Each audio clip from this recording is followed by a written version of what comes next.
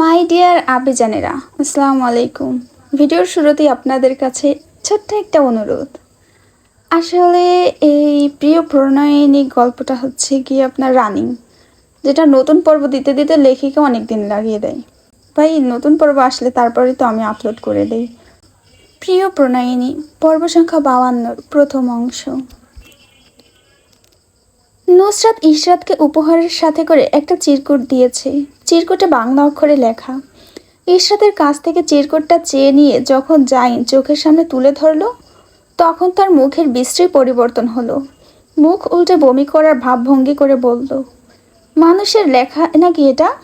মনে হচ্ছে কেউ তেলাপোকা ছেড়ে দিয়েছে, তেলাপোকা দিয়ে লিখিয়েছে। কয়েক সেকেন্ডের জন্য থামল সে, অতঃপর ইশরাতের কাছে চিরকুট ফিরিয়ে দিয়ে জিজ্ঞেস করলো, কি লিখেছে ও এখানে?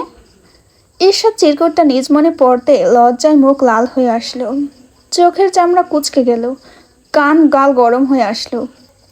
জায়েন আবারও তাড়া লাগালো কি লিখেছে বলে। ইশরাত ধীর স্থির ভঙ্গিতে নিজের মতো করে কিছু অংশ বাদ দিল, আর কিছু অংশ বলল, প্রিয় ইশরাত, অপ্রিয় জাইন ভাই, ইশরাত আমার শ্রদ্ধা ও ভালোবাসা নেবে, কিন্তু জাইন ভাই মোটেও তা নেবেন না। আপনাদের বিবাহতে আমার বিন্দুমাত্র আগ্রহ না থাকলেও। ইশরাত থামল। জাইন আগ্রহ নিয়ে জিজ্ঞেস করলো, এরপরে কি লিখেছে? ঠোঁট উল্টালো সে, বলল, কালো কালার চাঁদের ইমোজি আর্ট করে দিয়েছে, বাকিটুকু লেখেনি। জাইনের আগ্রহ এক নিমিষে ধূলিসাৎ হয়ে গেল। ইশারায় বলল, পরেরটুকু পড়ুন। ইশরাত আবারও শুরু করলো, তো ওই কথা অর্ধেক থাক, বেশি বোঝার প্রয়োজন নেই। কি বলছিলাম আমি? হ্যাঁ, যা বলছিলাম, আপনাদের বিয়েতে আমি কালো কাপড় পরেছি কেন জানেন? জানেন না তো, জানার দরকারও নেই। বেশি জানাশোনা হয়ে গেলে ধরনের বুকে তার জীবন ফুরিয়ে আসে। আপনাদের জন্য আমি 2টো টিকিট দেব মালয়েশিয়া যাওয়ার জন্য, সোজা ভাষায় বললে হানিমুনে যাওয়ার জন্য। আপনারা দুজন সেখানে গিয়ে ঘুরে আসুন কয়েকদিনের জন্য। মালয়েশিয়ার টিকিট আছে খামের ভেতর। জাইন ঝটপট খাম খুলতেই বের হয়ে আসলো 2টো কাগজের টুকরো, তার উপরে বাচ্চাদের মতো এবড়ো থেবড়ো হাতে লেখা মালয়েশিয়ার টিকিট। না চাইতেও জাইনের মুখ দিয়ে বের হয়ে আসলো, এটা কি? কোথাকার টিকিট? ইশরাত শব্দ করে হেসে ফেলল, বলল, এটাই মালয়েশিয়া যাওয়ার টিকিট। টিকিটের পেছনে বাংলা অক্ষরে লেখা, বিকিনি পরে জাইন ভাইকে সারপ্রাইজ দিয়ে একদম হুঁশ উড়িয়ে দিস, তাহলে জাইন ভাই খুশি হয়ে আমাকে টাকা দেবে এত সুন্দর একটা উপহার দেওয়ার জন্য। আর মোটেও আমাকে অশ্লীল বলবি না। আমি অশ্লীল সেটা আমি জানি, হে হে হে। আরস ভুরু গোছালো সামান্য, চোখ দুটো কুঁচকে তাকিয়ে রইল কিছুক্ষণ, তীক্ষ্ণ চোখে চেয়ে জিজ্ঞেস করলো, তুই জানলি কেমন করে? নুসরাত সে কথার উত্তর দিল না, মৃদু হাসলো ঠোঁটের কোণ বাঁকিয়ে। নিজের মাথা আঙুল দিয়ে ট্যাপ ট্যাপ করে দেখালো, মস্তিষ্ক আছে যার সে ভালোই বুঝবে। আরস জিভ দিয়ে ঠোঁট ভিজিয়ে নিল, দীর্ঘশ্বাস ফেলে বলল, চল বাড়ি ফিরি। নুসরাত কপাল কুঁচকে বলল, বাড়ি ফিরবো কেন? টাকা দেবেন না? আরস অবাক কণ্ঠে জিজ্ঞেস করলো, কিসের টাকা? আরস কেমন নাটকীয় ভঙ্গিতে অবাক হতে দেখে নুসরাত রেগে গেল। মিথ্যুকটা এইভাবে বলতে পারলো? ক্ষোভে লাল হওয়া মুখ নিয়ে কতক্ষণ চেয়ে বলে উঠল, টাকা দেবেন না যখন, তাহলে বলেছিলেন কেন দেবেন? কখন, কোথায়, কোন সময়? এক্সাক্ট টাইমটা বল, লোকেশন বল। নির্লিপ্ত বসে থাকা আরসের অবাকতা নুসরাতকে ঠেলে দিল অসীম রাগের দিকে। নিয়ন্ত্রণ হারিয়ে তেড়ে গেল আরসের দিকে। কিছু বুঝে ওঠার আগেই 2 হাতে চুল চেপে ধরল, দাঁতে দাঁত চেপে চেঁচালো, একদম মিথ্যা কথা বলবেন না আরস ভাই, আমি আপনাকে খুন করে ফেলবো। আরস নিজের চুল মেইলি হাত থেকে অনায়াসে ছাড়িয়ে নিল, এক হাতে চেপে ধরে হিস হিসালো, দেখি খুন কর, তোর সাহস কত দেখবো আজ। ক্রোধে অন্ধ হয়ে আসলো মেয়েটা, চোখ গলায় অসহায়ত্ব। আপনি আমার সাথে এমন করতে পারেন না, আপনি না আমার ভাই। কথা শেষে আরসের মোবাইলটা ছো করে নিয়ে নিল নিজের হাতের মুঠোয়। কভার খুলে কার্ড বের করতে করতে বলল, এর ভেতরে সব টাকা আমার। আরস রাগ করলো, বলল, আচ্ছা। খাটিয়া থেকে নেমে নুসরাতের হাত চেপে ধরলো, গাড়ির দিকে হাঁটলো ভাবলেশীন ভঙ্গিতে। পেছন থেকে নুসরাত উকি দিল, ডাকলো, আরস ভাই। হুম, আপনার ইনকাম সোর্স কি? আরস ঘাড় বাঁকিয়ে পেছনে ফেরল, দেখলো নুসরাতের উচ্ছ্বাসিত চেহারা। উত্তর না দিয়ে চুপচাপ হাঁটতে লাগলো সম্মুখে। নুসরাত আবারও ডাকলো, আরশ ভাই। থামলো কয়েক সেকেন্ডের জন্য।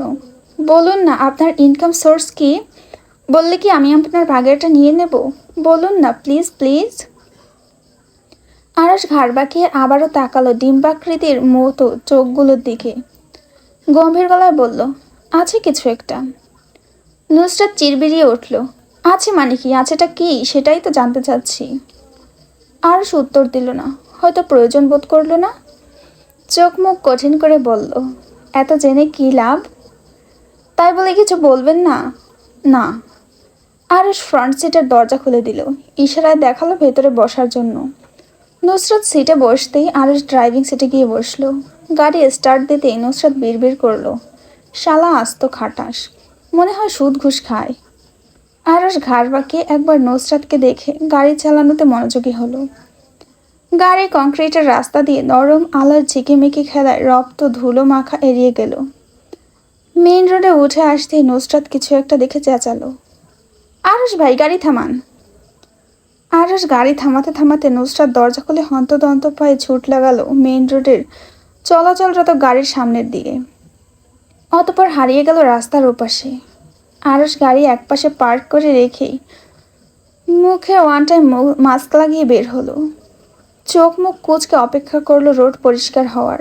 গাড়ি কমে আসতেই ধীর পায়ে আগালো সামনে। যতক্ষণে গিয়ে রাস্তার ওপাশে পৌঁছালো ততক্ষণে দেরি। নুসরাত মাটিতে গড়াগড়ি খেয়ে পেঁজা তুলোর মতো সাদা মোলায়েম দেখতে খরগোশের ভিডিও তৈরি করছে, বিভিন্ন অঙ্গভঙ্গিতে ছবি তুলছে। তখনও পেছনে এসে শটান হয়ে দাঁড়ানো আরশকে দেখেনি। খরগোশের দোকানদারের দিকে তাকিয়ে হাস্যরস মুখে জিজ্ঞেস করলো, খরগোশগুলোর দাম কত? একটা মহিলা খরগোশ আর একটা পুরুষ খরগোশ, দুইটা 1200 টাকা। নুসরাত কতক্ষণ খরগোশ যুগলকে দেখলো তীক্ষ্ণ চোখে। তাদের এমন প্রেমলীলা তার চোখে বিষ মনে হলো। ঈর্ষান্বিত চোখে খরগোশগুলোকে দেখে নিয়ে বলে উঠল, সব পুরুষ খরগোশগুলো দিয়ে দেন। দোকানদার অবাক কণ্ঠে বলে উঠল, হি কিতা কইলা? নুসরাত আগের মতো ভাবাবেগহীন কণ্ঠে বলল, সব জোড়া থেকে পুরুষ দিয়ে দিতে বলেছি। পেছন থেকে গলা খাখানির শব্দ হলো। নুসরাত পিছু ফিরতেই আরশ অত্যাধিক বিরক্ত মিশ্রিত কণ্ঠে বলে উঠল, 2 জোড়া মিলিয়ে দেন। নুসরাত গো ধরে বলল, না আমার সবগুলো পুরুষ চাই। সব পুরুষ দিয়ে তুই করবি কি? আরশের বেহুদা প্রশ্নে নাক ফুলিয়ে তাকালো নুসরাত তার দিকে। বলল, প্রেম করব, আর কিছু? মাটিতে গড়াগড়ি খাওয়া নুসরাতের দিক থেকে চোখ সরিয়ে আরশ দোকানদারের দিকে তাকালো। বলল, সবগুলো দিয়ে দিন। দোকানদারের গলায় বিস্ময় ভাব। জিজ্ঞেস করল, সবটির নিতানি? আরশও তার মতো করে বলল, যেই সবটি নেব। অতপর 4 জোড়া খরগোশ বগলদপা করে খুশি মনে এগোলো সামনে নুসরাত। আরশ তার উপচে পড়া খুশি দেখে শুধালো, খরগোশ খুব পছন্দ?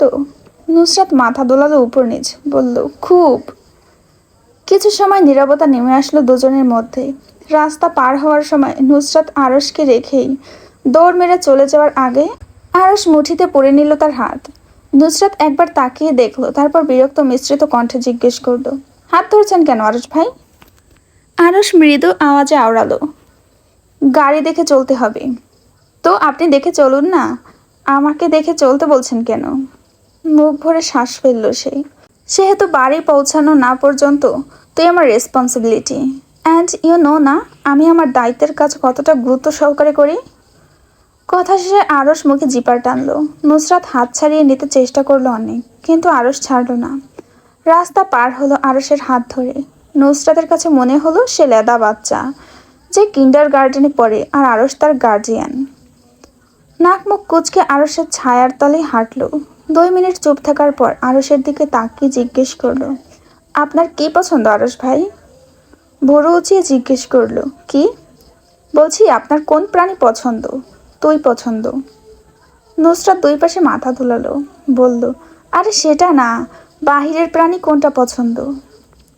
আরশ আবারও নির্বিকার চিত্তে ঘুরিয়ে পিছিয়ে একই উত্তর দিল, বাহিরের প্রাণী পছন্দ হতে যাবে কেন, ঘরের ভেতরে একটা প্রাণী চোখের সামনে থাকতে। নুসরাত কিল বসাতে গিয়েও হাতের খরগোশ ছানাগুলোর জন্য পারল না। চোখ পাকিয়ে বলল, আরে বলুন না কোনটা পছন্দ। আরশ ঘাড় বাঁকিয়ে দেখলো কয়েক সেকেন্ডের জন্য নুসরাত কি। নিজের দিকে আরসের এমন খেয়ে ফেলা চোখ দেখেই নুসরাত লাফিয়ে উঠল। চোখ সরান, চোখ সরান। এইভাবে তাকাতে না করেছি না কতদিন, চোখ সরান। আরস চোখ সরালো না, গ্রীবা বাঁকিয়ে ঝুঁকে আসলো। নুসরাতের কানের কাছে সামান্য ঠোঁটের স্পর্শ লাগলো কানের লতিতে, তবুও ভাবাবেগ হলো না তার। গলার আওয়াজ খাদে নামিয়ে হিসিয়ে আওড়ালো, সোয়ান। অতপর সেকেন্ড কয়েক সময় নিল।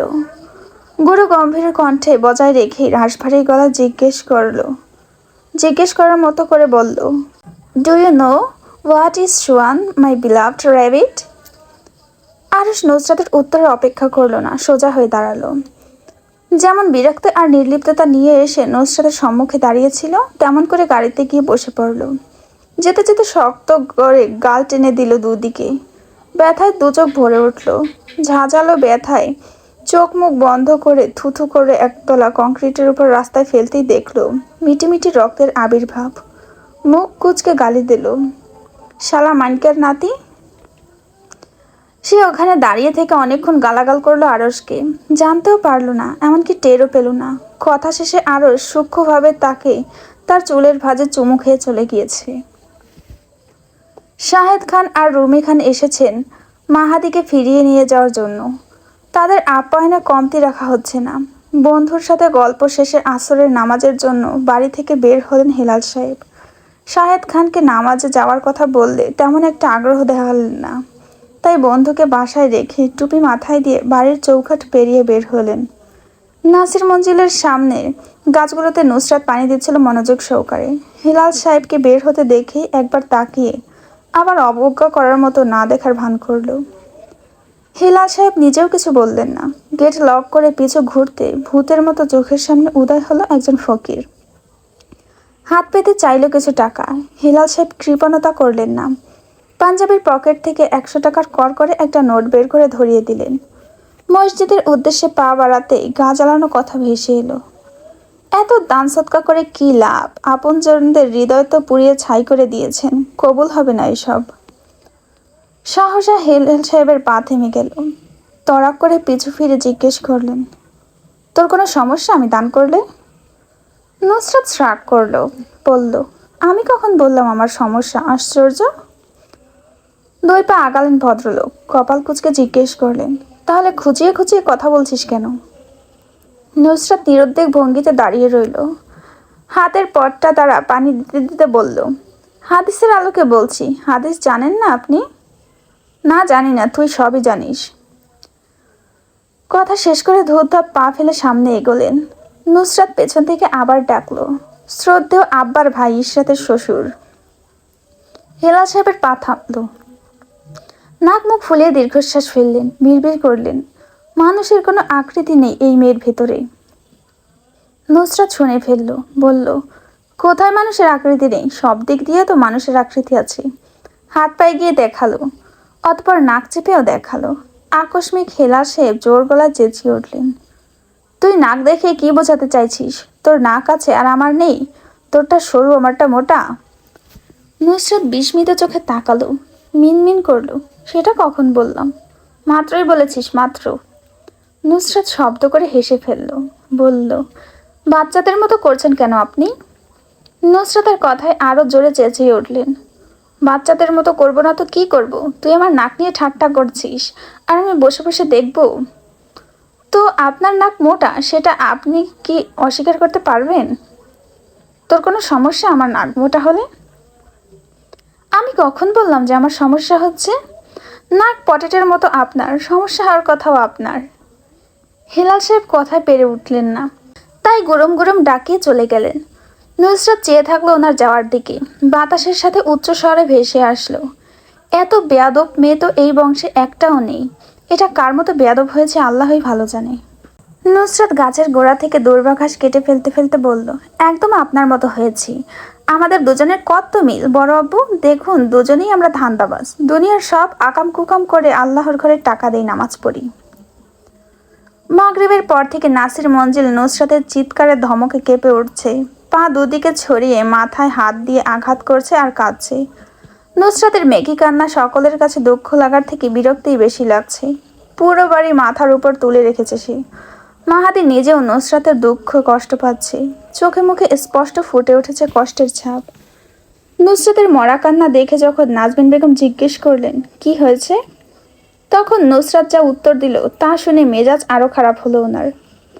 আইডি হ্যাক হয়ে যাওয়ায় কেউ এমন মরা কান্না জুড়তে পারে তা তিনি ভেবেও পান না।